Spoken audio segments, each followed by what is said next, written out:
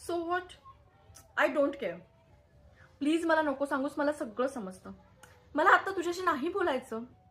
तुमचं 8-9 वर्षाचं मूल अचानक या पद्धतीने बोलायला लागलं असेल किंवा त्याचे मूड स्विंग्स तुम्हाला जाणवत असतील, तर त्याला उद्धट किंवा रूड लेबल करण्यापूर्वी ॲड्रेनाक समजून घेऊयात. मूल वयात येण्याच्या अगोदर साधारण 2 वर्ष आधी त्याच्या ॲड्रिनल ग्लँड्स असे काही हार्मोन सिक्रेट करतात की ज्यामुळे ब्रेनचं अंडरस्टँडिंग, बिहेवियर, इमोशन्स हे फंक्शन्स अल्टर होतात आणि मूड स्विंग्स या काळात कॉमन असतात. प्रत्येक जण कमी अधिक प्रमाणात या अनुभवातून जात असतो. पण अशावेळी आईची पंचिंग बॅग होण्याची शक्यता खूप जास्त असते. सगळ्या परिस्थितीचं खापर आईवर फोडलं जातं, फ्रस्ट्रेशन आईवर काढलं जातं.